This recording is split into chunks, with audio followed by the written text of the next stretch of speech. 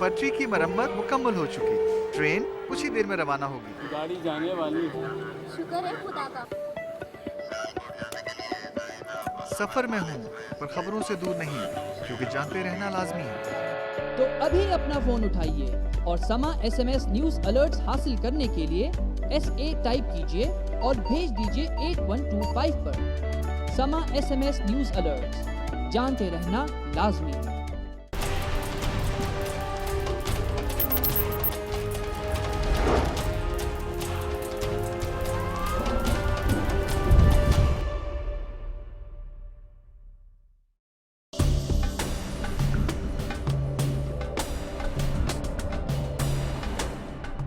सैयद मोहम्मद इकबाल, एक 32 साला शख्स जो कि कत्ल हो गया।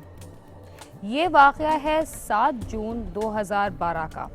इसकी क्या वजूहात थी और इन्वेस्टिगेशन कहां तक पहुंची है, ये पूछने के लिए हम आए हैं सईदाबाद पुलिस स्टेशन और उनके SHO चौधरी मोहम्मद इरशाद से हम ये पूरी बात पूछेंगे। अस्सलाम वालेकुम चौधरी साहब, ये वाक़या एग्जैक्टली 7 जून 2012 को क्या हुआ था? ये 7 जून को, उससे पहले उनकी जो है, ये जो 2 कारीगर थे और 2 मज़दूर थे, एक फैक्ट्री में मुलाजमत करते थे। इनकी जो है आपस में वहाँ तकरार होती है, उसके बाद फिर वो सुलह हो जाती है। 2-4 दिन के बाद दोबारा तकरार होती है। सुलह होने के बाद ये फिर बलोच होटल पे गए हैं चाय पीने के लिए। जब वहाँ चाय पीने के लिए गए हैं तो वहाँ सुलह कितने दिन पहले हुई थी? सुलह कितने उसी वक्त हुई है सुलह। अच्छा, उसी वक्त सुलह कराने के बाद जस्ट 5 मिनट मतलब वहाँ से उठे कि चलें जी होटल पे चाय पीते हैं। चाय पीने चले गए हैं, चाय पीने वहाँ गए हैं बलोच होटल पे, तो वहाँ पे इनकी आपस में जो है वो थोड़ी तकरार हुई है। फिर से शुरू हो गई फिर वहीं से, हाँ। तो वहाँ क्योंकि उनके फैक्ट्री के 20-22 लोग मज़ीद मोहल्ले के या इधर उधर के आगे बीच में, उन्होंने जो है सुलह कराई। सुलह होने के बाद चाय पीने गए तो वहाँ पर इनकी तकरार होती है। फिर जो है होटल मालिक उनको कहता है कि भाई ये मेरा होटल छोड़ दो, आप खाली कर दो, बाहर जाके करना जो भी करो। इतने में जो है शोर बढ़ता है। तो जो लड़के आए हुए थे साथ, जो इनको हमें जो हमारी इन्फॉर्मेशन है कि जो एक शहर उस्मान के और शहरियार के जो कज़न्स बताए गए थे, जो उनके वालिद के साथ आए थे सुलह कराने के लिए, उनमें से किसी ने फायर किया, जिसमें इकबाल और खुरम दोनों जो है वो ज़ख्मी हुए। उनको जो है इस्लाम छिपा एम्बुलेंस में डाल के हॉस्पिटल ले जाता है, अब्बासी शहीद हॉस्पिटल।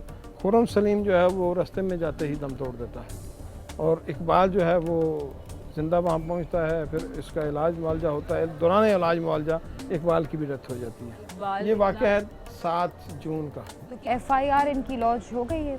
FIR बिल्कुल, ये 7 तारीख को वाक़या हुआ है। 7 के बाद 8 को भी ये नहीं आए हैं, 9 को भी हमारे पास नहीं आए। इनके मुद्दई पार्टी दोनों तरफ से कोई भी नहीं आया, ना खुरम सलीम की तरफ से कोई आया, ना इकबाल की तरफ से आया कि हमारी FIR लॉन्च करें। हमने अपने तौर पर रब्ते किए कि जी हम आते हैं, ये है वो टाल मटोल की। उसके बाद ये दोनों, इकबाल का भाई नवीद अख्तर और खुरम का भाई जुनैद, ये दोनों इकट्ठे आए हैं। बाहमी रजामंदी से इन्होंने जुनैद को नामजद किया कि आपका भाई पहले मरा, लिहाजा आप जो है वो FIR लॉन्च, आप मुद्दई बने। उन्होंने उसको मुद्दई रखा। मुद्दई होने के बाद उन्होंने जिन मुल्ज़मान को नामज़द किया, जो मैंने आपको पहले नाम बताए, उसी पार्टी को FIR में उन्होंने उसको नामज़द किया कि यही हमारे भाइयों के कातिल हैं। वो FIR लॉन्च हो गई। उसके बाद जो है फिर हमारी तफ्तीश चली, तो बीच में फिर इकबाल की जो सिस्टर्स हैं, नादिया इकबाल, नसीम इकबाल, नादिया और नसीम, उन्होंने भी आके अपने बयान रिकॉर्ड कराएं। उनकी स्टेटमेंट भी हमने रिकॉर्ड की। अच्छा, वो रिकॉर्ड पे है? बिल्कुल रिकॉर्ड पे है, उसमें हमारे पास रिकॉर्ड में उनको जो उन्होंने बयान दिया, उसमें उन्होंने कुछ 4 नाम लिए थे, जिनमें एक आसिफ था और एक कामरान था, एक रिफत बशीर था, एक इस्लाम था। उनके नाम लिए कि ये हमारे भाई को घर से बुला के लेके गए, लेकिन उन्होंने भी उस दिन ये नहीं जाहिर किया कि हमें इनके ऊपर कोई शुबा है कि इन्होंने हमारे भाई को मारा है। फैमिली, जो इकबाल की जो फैमिली है, वो ये कह रही है कि पुलिस हमारी FIR दर्ज नहीं कर रही, क्योंकि एक ऑलरेडी खुरम की FIR में नामजद मुल्ज़िमान का नाम है, हमारी सेपरेटली नहीं कर रही। तो क्या वजह? नहीं, देखिए, एक इंसिडेंट एक है, हर चीज़ मतलब सुलह एक हो रही है, आगे फायरिंग एक जगह हुई है, एक बंदे ने की है, उसमें जो है वो जो है केस एक जगह हो रहा है, हर जगह तफ्तीश, तमाम हर जगह मुकम्मल एक जगह है, उसी में एक ही केस है, एक ही इंसिडेंट है, तो उसकी एक ही एफआईआर होगी ना।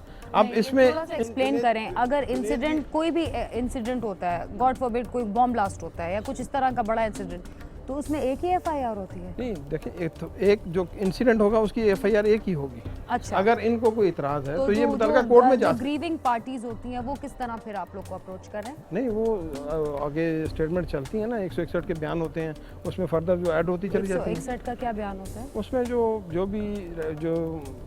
जिसका भी मर्डर होता है या जो भी केस हो, उसके जो भी अपने घर वाले हैं, जो अजीज़ अपना शक व शुबा अपना बयान देना चाहते हैं, कि अपना केस में इन्वॉल्वमेंट ज़ाहिर करते हैं, वो हम उसका स्टेटमेंट रिकॉर्ड करते हैं। फैमिली का ये कहना है कि जो रिफत और आसिफ और कामरान जो हैं और इस्लाम, ये इससे बहुत जलते थे, तो इन लोगों ने ये इंटेंशन टू किल का वो है, और वो लेके गए थे, वो जनरेटर बना रहे थे इनके भाई, उनको बहला फुसला के लेके गए, उधर फायरिंग हुई है।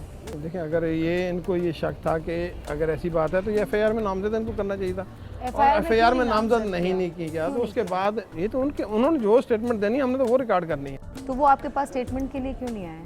कौन नहीं आया? ये इनकी इकबाल की फैमिली। इकबाल की फैमिली आई है, नवीद और उसका भाई जो है वो आया है, खुरम आया है, खुरम का भाई जुनेद आया है, दोनों की बाहमी रजामंदी से वो उसने कहा कि जी मैं उसको जुनेद को हम मुद्दई बनाते हैं, ये इसकी स्टेटमेंट रिकॉर्ड करें। उसने जो स्टेटमेंट दी हमने रिकॉर्ड की। उसके बाद जो इकबाल की फैमिली है, मैं आपको बता रहा हूँ, उनकी सिस्टर्स नादिया, नसीन और उनके भाई नवीद, तीनों का बयान फाइल का हिस्सा है उस केस का। तो उसमें क्या बयान हो? उसमें उन्होंने यही कहा है कि हमारे भाई को ये घर से बुला के लेके गए हैं, ठीक है। वो इकबाल और रिफत बशीर और इकबाल जो है वो जनरेटर ख़राब हुआ था, उसको ठीक कर रहे थे, तो वो ये आए हैं और इनको बुला के लेके गए हैं कि ऐसे वहाँ चलना है, ये वहाँ गए हैं। उसके बाद जो है हमारे पास जो स्टेटमेंट नवीद ने दी है, उसमें उसने उनको बाकायदा अपना मौके का गवाह किया है। जुनेद ने भी आई विटनेस कि ये मेरे भाई को मारने में आई विटनेस थे, उसको मौजूद थे, इनके सामने उन लोगों ने मारा है, उनको आई विटनेस बनाया है। जुनेद ने भी और नवीद ने, दोनों ने, और किसी ने उनके ऊपर कोई शक नहीं किया। मगर इनकी जो फैमिली, उनका ये कहना है कि रिफत को शायद उठाया भी गया था, फिर मुबैना तौर पे पुलिस ने कहा कि प्रेशर डाला कि इसको रिहा करवाएं आप, ये गलत उठाया गया। अगर हम कौन होते हैं प्रेशर डालने वाले? हम और डिजीज़ फैमिली के ऊपर हम प्रेशर डालेंगे कि जी आप इसको लेके जाएं या इसको छुड़वाएं, हम क्यों कहेंगे? वो खुद आए हैं, हमने जब उनको इंटरोगेट किया, उनका बयान रिकॉर्ड किया, तो रात के 2 बजे वो खुद आई हैं कि जी आप इसको छोड़ दें।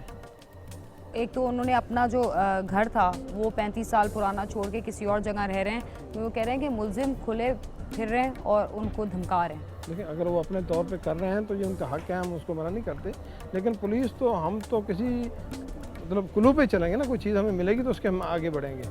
हमें असल में हम जिस पे काम कर रहे हैं, हम वही 3 बंदों के ऊपर जो साथ आए थे और 3 वो नामजद जो हैं उनके ऊपर। मगर ये पब्लिक स्पेस पे हुआ ना, पब्लिक होटल एक चाय के होटल पे। चाय का होटल। अब उधर जाहिर बात है इन पार्टीज के अलावा भी और लोग होंगे। लोग थे, जी हाँ, वो तो मालिक भी था, मालिक ने तो उठाया उनको। नहीं तो किसने गोली चलाई ये क्यों नहीं पता लगा? जो मैंने आपको अर्ज की कि हमने जो नामजद किए हैं, हमारी जो इन्फॉर्मेशन है वो यही है कि उन्हीं में से किसी ने फायर की है। अच्छा, फायरिंग उसी साइड से हुई है। तो जो ये जिस पे बजट हैं कि ये 4 लोग इन्वॉल्व हैं, उनको पुलिस नहीं टच करेगी? वहाँ किसी ने ये नहीं, हमें अपने तौर पे किसी ने हमें ये नहीं कहा कि ये जो है ये लोग भी इसमें इन्वॉल्व हो सकते हैं।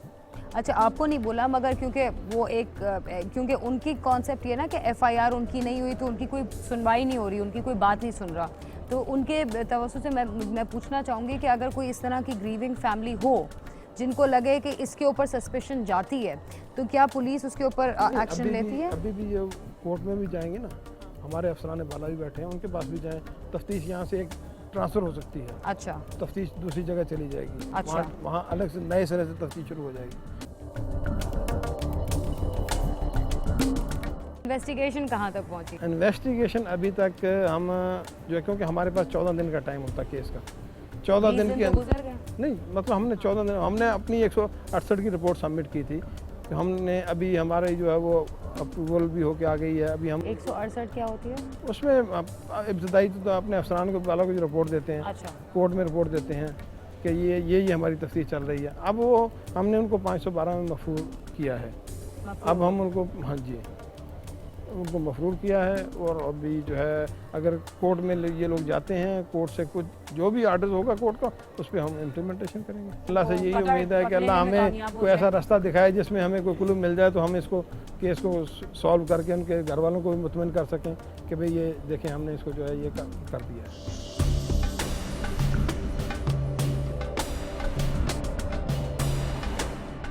दोहरे कत्ल की इस वारदात में न सिर्फ इकबाल बल्कि उसका दोस्त खुर्रम भी अपनी जान से हाथ धो बैठा।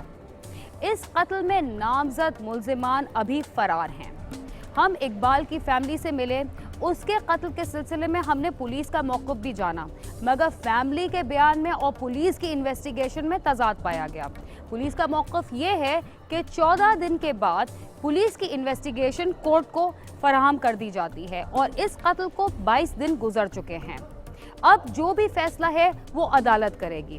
क्राइम सीन आपने मुलाहिजा किया। इस सिलसिले में अगर आप हमें कोई राय देना चाहते हैं तो हमारा पता है cs@sama.tv।